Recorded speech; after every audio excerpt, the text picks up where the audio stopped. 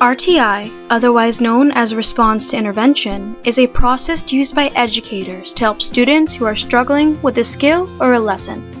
It was introduced within the 2004 Reauthorization of the Individuals with Disabilities Act.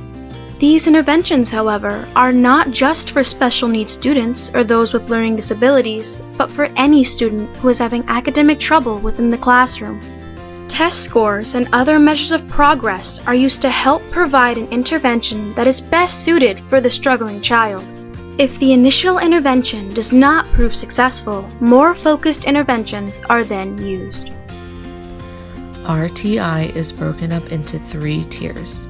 The first tier is whole class instruction. All students are taught using instructional methods that research has shown to be effective.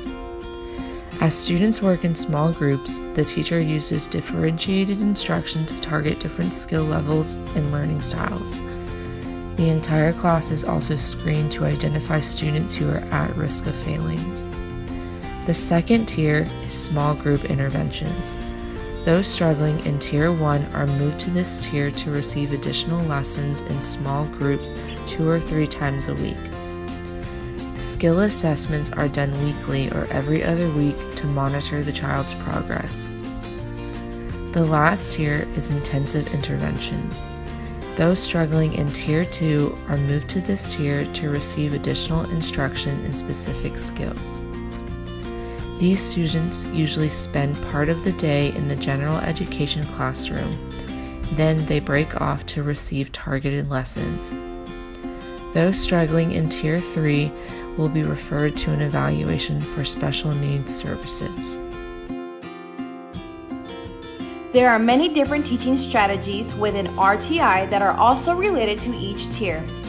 Within Tier 1, the best strategies are structured, planned, and research-based. Most strategies are related to the subject being taught. However, there are strategies that can be effective in all subjects and grade levels. Stating the objective, giving direct instruction, and providing feedback are common Tier 1 strategies. Within Tier 2, more intentional teaching strategies are used. Teaching strategies are more specific to each subject and include some form of direct instruction. Information is broken down into smaller segments or steps to simplify the lesson. To avoid confusion, topics and skills should not be combined with other topics and skills. Within Tier 3, instruction is very individualized according to learning styles and may be specific for each student. Students are taught in very small groups or one-on-one, and the time allotted for needed interventions is almost doubled.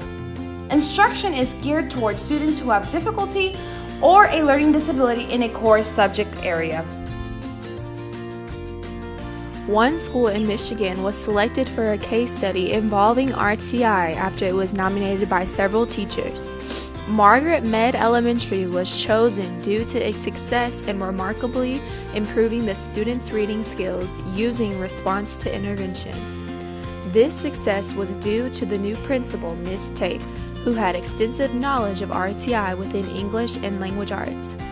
Through the collective help of Ms. Tate and the faculty, 5 planning sessions and workshops were scheduled to help show teachers how to implement RTI strategies in the classroom. The teachers soon integrated the strategies within the classroom, putting all of the students in Tier 2 even if they didn't need to be.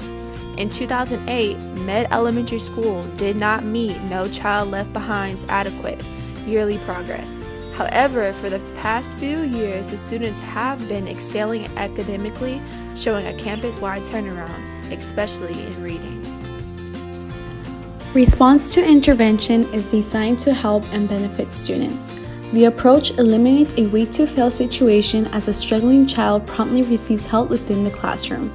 There are also increasingly intense levels of intervention known as tiers, so each child has the possibility of receiving the help they need without automatically being deemed special needs. This leads to a reduction in the number of students referred for special education programs. This also leads to an increased accuracy in the identification of students with a learning disability. Tiers and instructional decisions are based off of objective or progress monitoring data. There's also greater staff, parent, and student involvement.